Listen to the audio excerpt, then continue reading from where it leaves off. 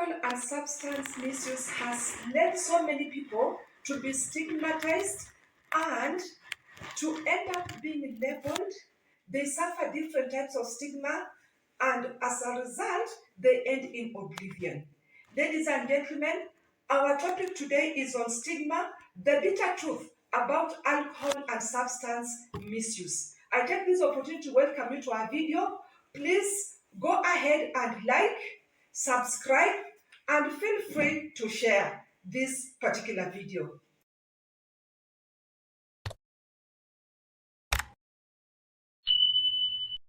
The bitter truth about alcohol and substance misuse. If we listen, we shall help very many to be able to get out. They all need support. So, what is the definition of stigma?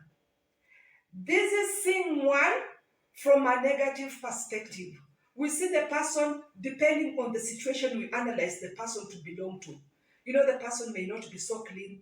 He may not be having a home. Some are homeless. He may always be smelling odor. So we associate him already in a manner that he is devalued. The person is discredited. That is what starts the stigma. How do we perpetuate stigma? We perpetuate stigma when one starts misusing alcohol substance.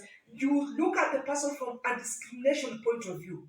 You discriminate the person at home. You discriminate the person in the education system. You discriminate the person in employment. So the person feels already he has been labeled. Even going to hostel, he feels he'll be discriminated.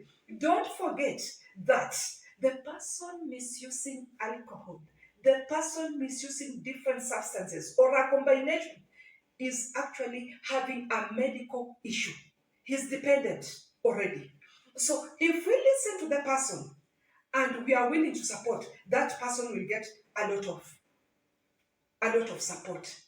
The community around the person tends to prejudice. You go to the workplace, whatever you say already is prejudicial. When they're thinking about you, already they remember that one who does not perform because he's ever coming late due to the hangover. That, if you look at the person from that point of view, the person is already getting stigmatized and he'll end up sinking into depression.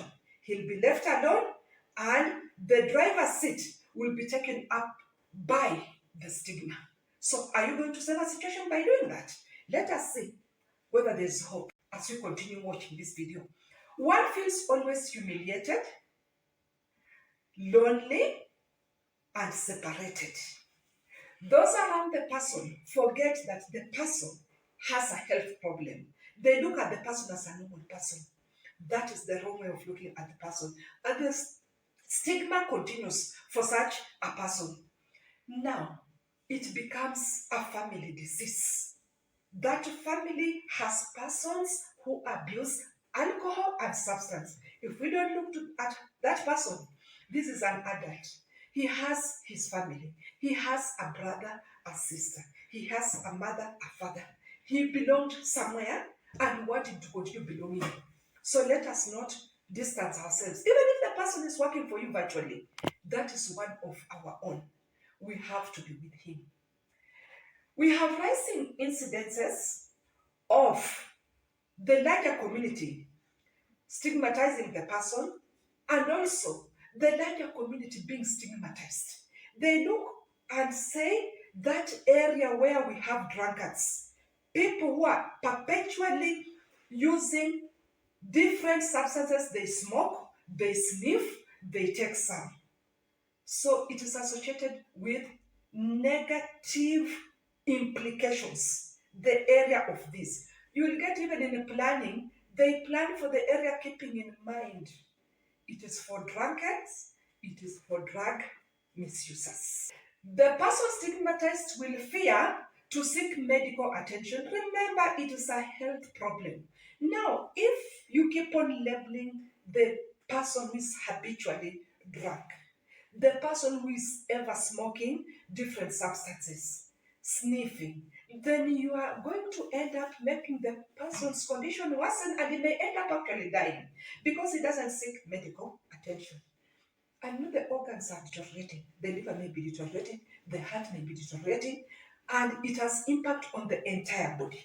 The person doesn't eat well. He gets his calories from the substance he misuses. So he ends up actually becoming thin, losing weight, becoming anemic as a result of our stigma. He goes to hostel, that is the bench for people who abuse alcohol and substances. What do you want this person to do? Let us help the person reduce the stigma. Life of dignity gets curtailed. How does it get curtailed? The inherent human rights are already abused. You've labeled the person as one who drinks. You've labeled the community as a community for people who drink. Then that person who comes from that place already knows there is an issue with himself, and the issue is negative. He's seen from a negative perspective. How is he going to stop taking alcohol and abusing substances? So the stigma continues, and that will make him shy from seeking medical attention, because when he goes to hospital, again there is the medical stigma. He's going to suffer. So, ladies and gentlemen in my audience, please remember, stigma can be very, very detrimental. We have different types of stigma. We need to find out on our own which ones they are and learn how to address them. For example, we have public stigma, we have self-stigma, perceived stigma, and the health practitioner's stigma. Now, imagine everybody sees you from the negative point of view. So you will walk with that label that actually I don't perform at the workplace because I'm ever drunk. And that's how you are seen. Yet, any little chance you have of being sober, you make good decisions and you perform in a manner that can be identified as very good or even exemplary. Those are brains we need to harness. The only way we can harness them properly is by helping the person recover, less stigma, give the person support. That way, you'll be helping the person. You'll be helping the person to get out of the stigmatization. Physically, a person who is stigmatized will not groom well. He's associated with the substance he takes, the alcohol he takes. So, you make a negative gesture at that person, he feels physically I'm discriminated. What do you want him to do? He goes into isolation. Then the love fades away from those around him. Then he sinks further into depression. Are you helping her? The situation. That is what stigma does. So, it may contribute to mental health problems such as depression, anxiety, fear, internal conflict, hopelessness, loneliness, amongst others.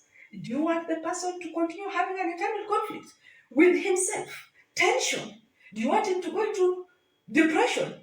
If you do not want, please listen and let's save millions. Depressed persons are not normal persons. Let us help them not go into depression.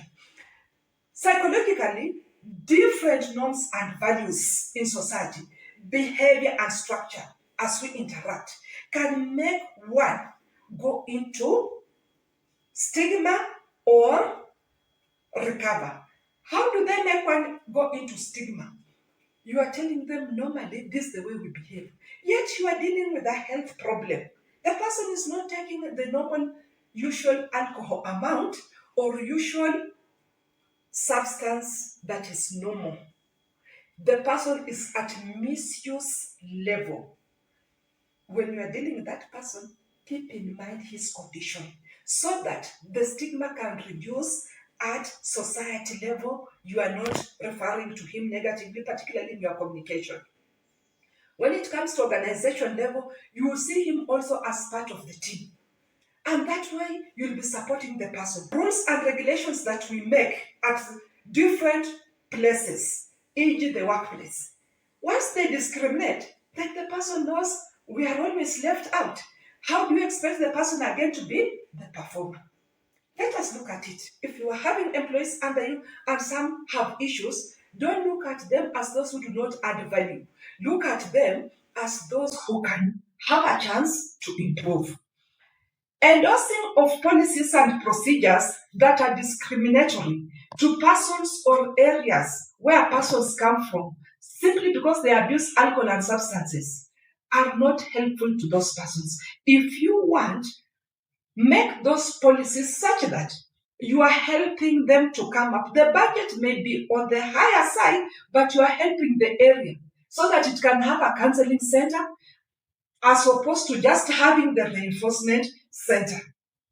So let's look at it from a point of view of not looking down the person, looking up the person, but looking at how we can cancel and help the stigma to reduce. Endorsement of policies and procedures that do further isolate and humiliate alcohol and substance misusers compound their problems, making seeking of human rights synonymous to chasing a wild goose. Do we want to make the person feel I can never get any human dignity because of my condition? If that is the answer, then it means you are compounding the problem. Ladies and gentlemen, it means you'll be adding a problem on top of another problem. And that's what stigma does. That will limit chances of employment to the persons who abuse alcohol and substances. They will not go to school well. It will affect the education because they will always feel they are left out. Remember, one can be a youth and is already abusing alcohol and substances to the level of misuse. One may be already working. One may just have retired and is in that condition. Let us help our colleagues. Don't leave them out. We need to work together, reconfigure approaches with a feedback loop. Why do we say we need to reconfigure approaches with a feedback loop? This is what it means. Stigma puts somebody in a situation that he has health conditions. Now, when there's a feedback loop, it simply means we are working with the counselor, we are working with the nutritionist, we are working with the medical practitioner to see how our person is responding, and at home, we give response to those persons trying to assist. And remember, if it is not possible at home, we take the person to the counseling place, the rehabilitation place, where we have personnel that can help the person get out of the stigma. Help those in recovery get support and encourage them to seek medication. Get close to the young ones. Get to know their behavior. You know, it starts somewhere and continues. So if you get to know who your child associates with, if you get to know who is the peer of your child, the friend of your child, and their behavior, that will check out some behavior at an early age, and then it will check out the stigma. So the person gets stigmatized because you did not get to learn what he is doing. He continued to sink into alcohol misuse, continue to sink into drug and different substances misuse, and ends up being labeled a drunkard who cannot change, or a person who abuses and misuses substances and cannot change. What pressure is he getting from his colleagues? He tries to change, he relapses. And then at home, the stigma continues. Instill hope.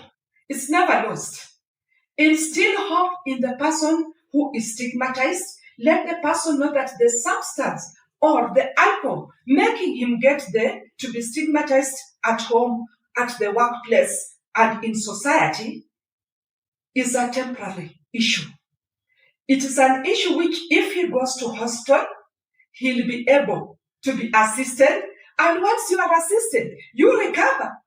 And if the family supports you and shows love, you will not relapse. So please, don't make it like he's labeled to belong to the bottle. He's not a crocodile swimming in alcohol or substances. This is a human being who has inherent dignity from birth.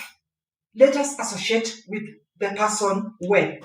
instill hope and the feeling at all levels, such as household, community, civil society, government institutions, and on the streets, as some of the affected are homeless, they misuse drugs and alcohol and engage in casual sex while awaiting sometimes to be locked up for various crimes.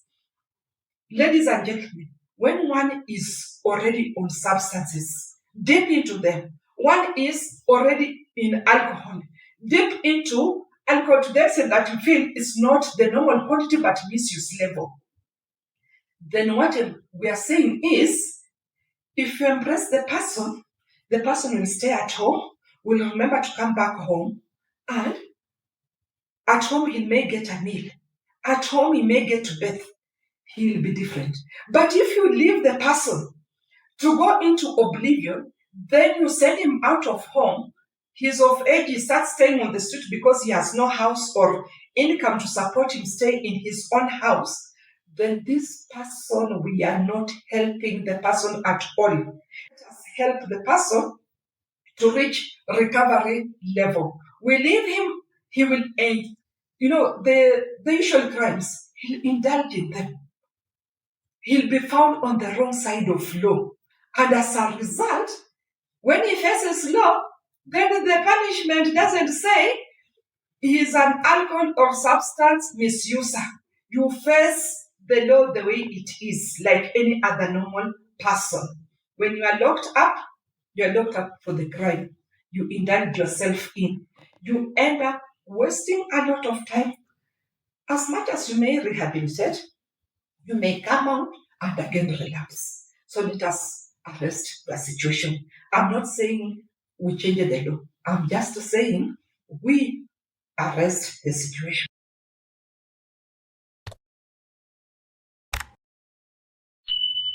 Most of the laws are in place, duties have been domesticated. Let us learn to embrace them.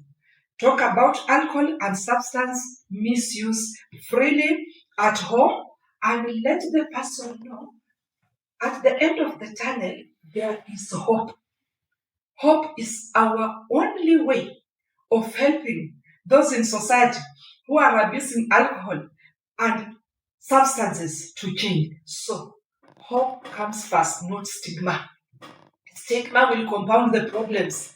And at this point, I say continue to hit that subscribe button and you'll be able to see our next video. That marks the end of my video. Thank you.